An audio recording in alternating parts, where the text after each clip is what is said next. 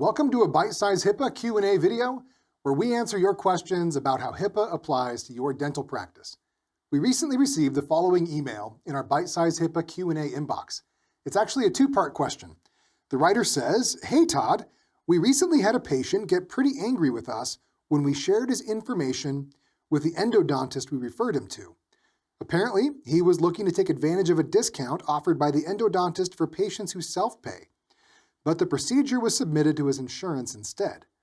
He was clearly frustrated at the situation and stated that we had violated HIPAA by sharing his insurance information without his permission. Was this in fact a HIPAA violation? The patient then asked us not to share his insurance information in the future. Is that something we need to agree to?" Well, thank you for this question. It does allow us to discuss a couple of specifics in the law. So let's see how HIPAA would specifically relate to questions about disclosing billing and payment details to another provider during the referral process. First things first, is the disclosed information protected health information? Remember, PHI is any information that relates to either an individual's health or their payment for healthcare, and that contains information that could reasonably be used to identify the individual. So yes, a patient's insurance information is clearly PHI, and HIPAA is applicable. Next, let's figure out if HIPAA allows the disclosure. Remember, our basic rule is that you cannot disclose PHI without patient authorization unless there is a specific permitted disclosure rule that applies. Now, the most common permitted disclosures are disclosures for treatment purposes, billing purposes, and healthcare operations, so we always check there first.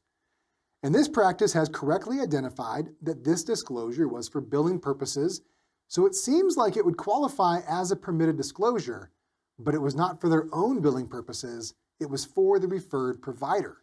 So let's see if that distinction makes a difference.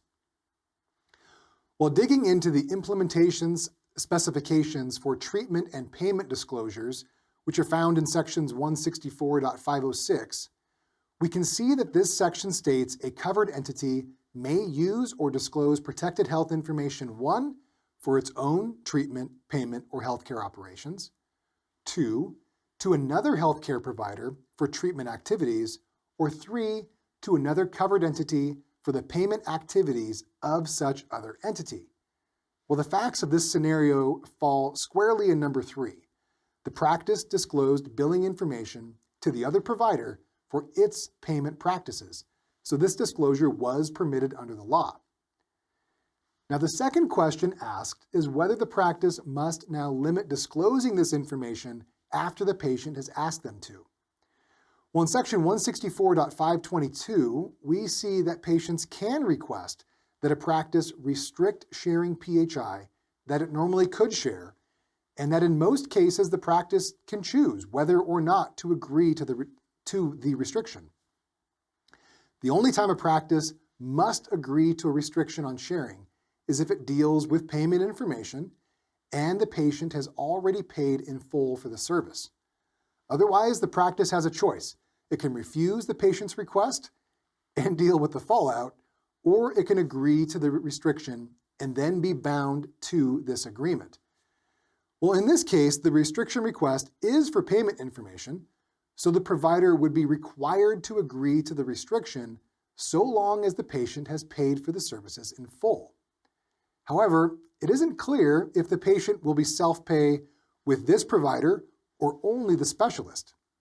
If it's only the specialist, then the patient should really make the restriction request with them, not the referring dentist. And ultimately, if another provider requests payment information for a common patient, HIPAA would not require the other provider to confirm whether they've already been paid. In the end, I think the provider could reject this request since it is for another provider's payment process. So to summarize, this practice has not violated HIPAA in this situation, but it does need to determine how it will handle the patient's restriction request. We have a sample procedure in bite-sized HIPAA that addresses patient restriction requests, and we generally advise practices to politely decline restriction requests if possible, due to the difficulty in documenting and managing a whole bunch of one-off restrictions. But ultimately, each practice needs to decide how they want to handle them.